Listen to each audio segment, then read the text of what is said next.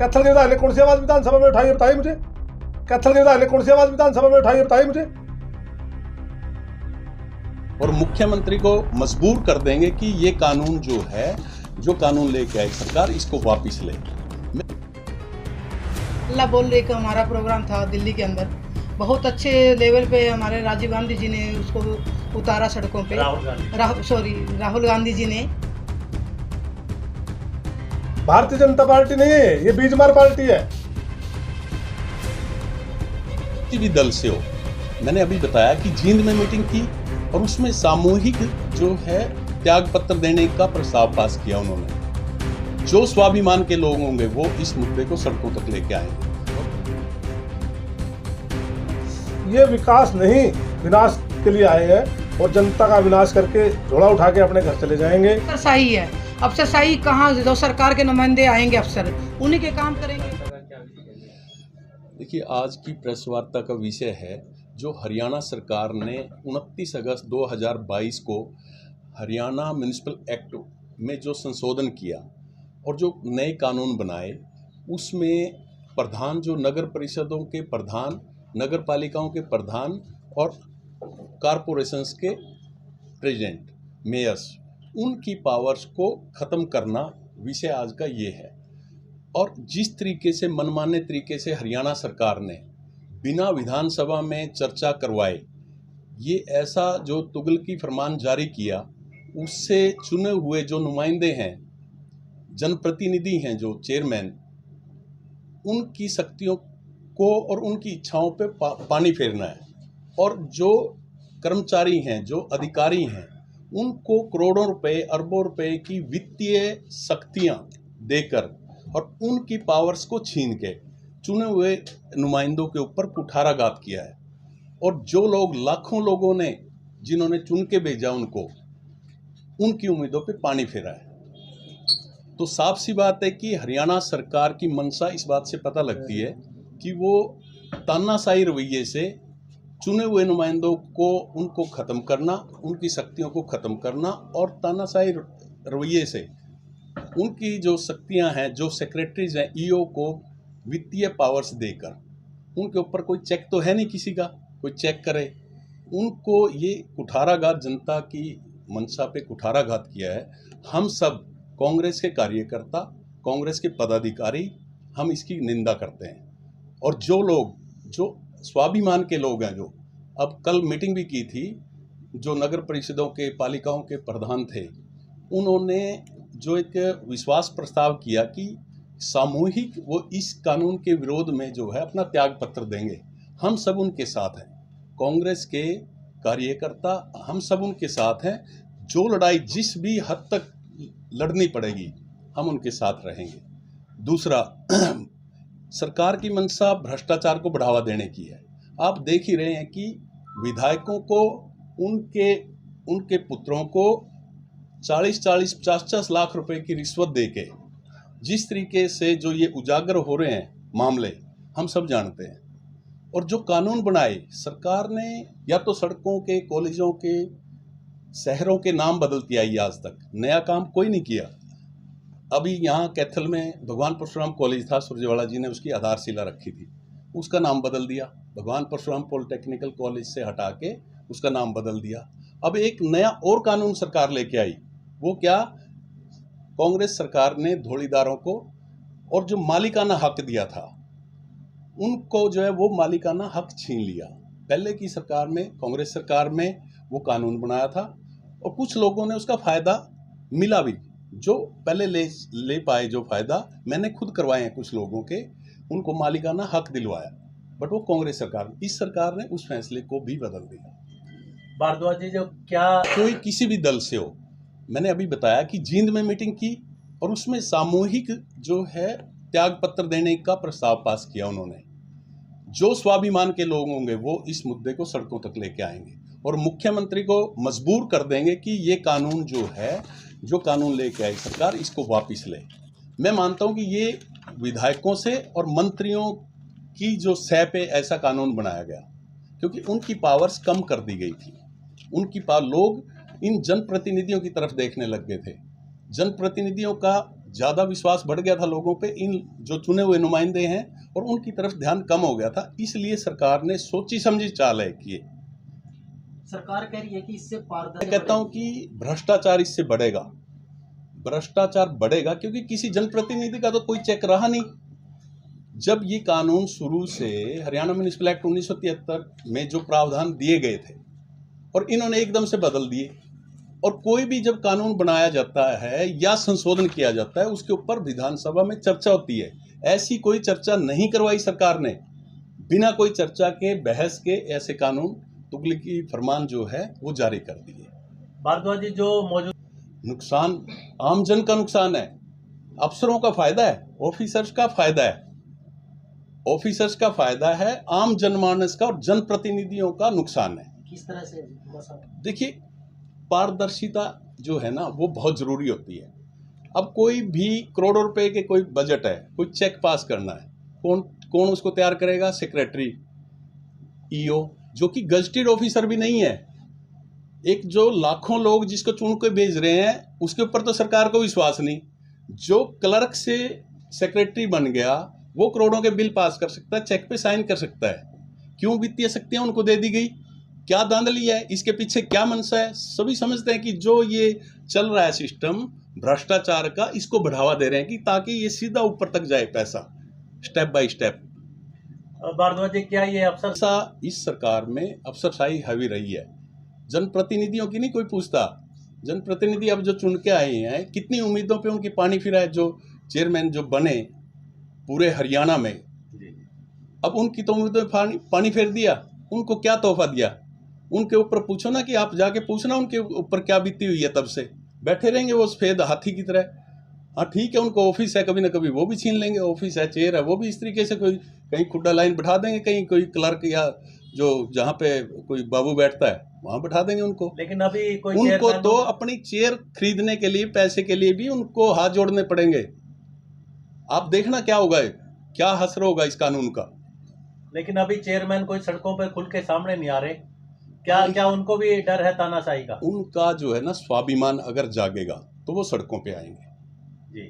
वो जनप्रतिनिधि हैं पार्टी के, वो बाद में आ किसी पार्टी के, वो पहले जनप्रतिनिधि हैं। उनको जनमानस की, आम जनमानस की भावनाओं से खिलवाड़ नहीं करना चाहिए। उन्होंने जिस तरीके से चुन के भेजा, जिस उम्मीद से, उनके अनुसार ही इनको काम करने चाहिए। बाकी देखिए, मैडम सुशीला शर्मा जी हमारी महिला कांग्रेस की प्रधान भी हैं, पार्षद भी हैं। मोहनलाल जी सेकंड टाइम पार्षद बने हैं। अब ये भी 2-2 मिनट ये भी अपने इतने ही बुरे हैं तो कांग्रेस सड़कों पर क्यों नहीं है इसके लिए?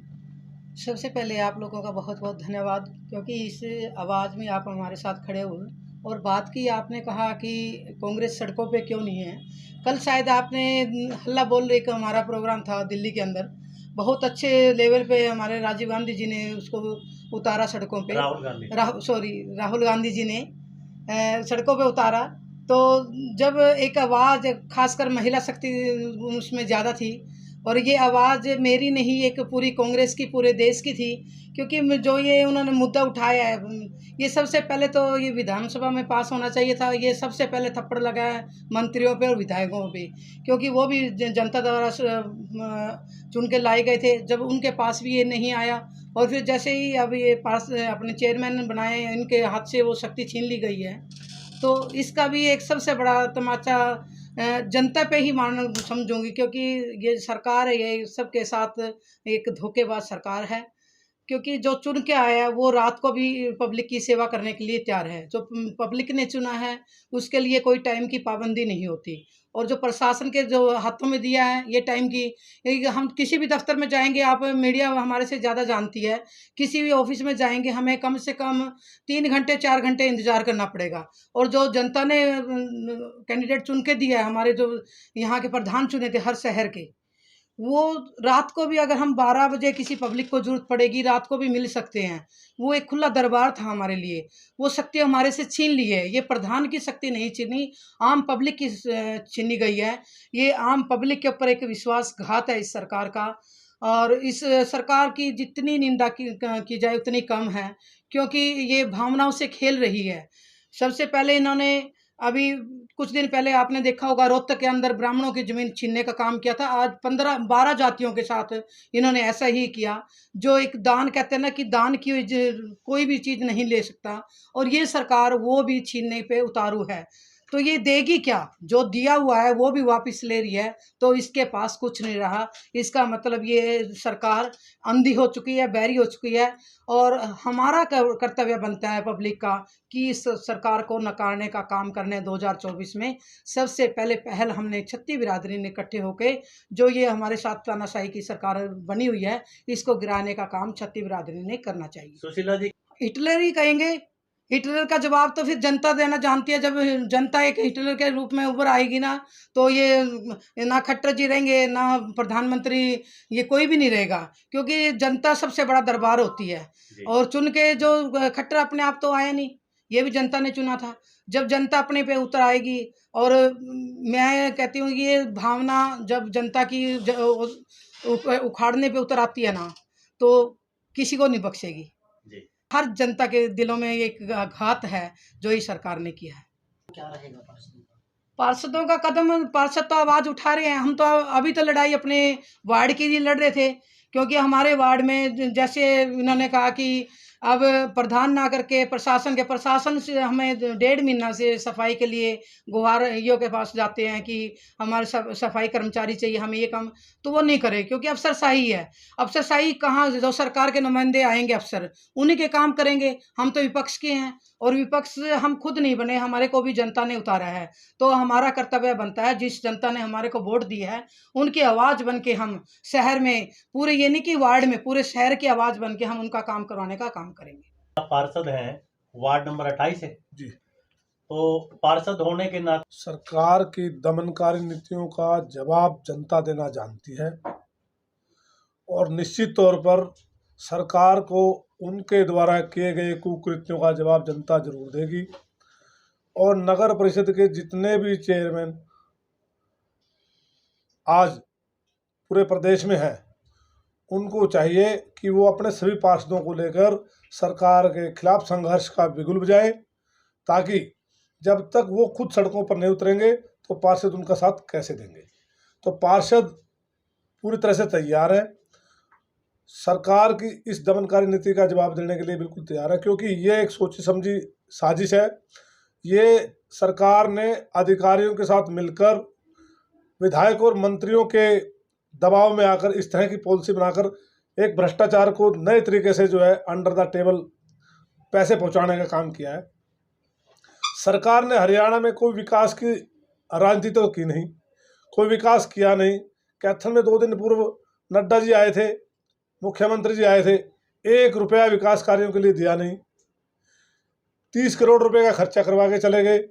अरे इससे अच्छा तो आते ना, कम से कम 30 करोड़ तो बचते, शहर में लगते, शहर का विकास तो होता। पूरे शहर में एक बल्ब तक इन्होंने लगवाया नहीं।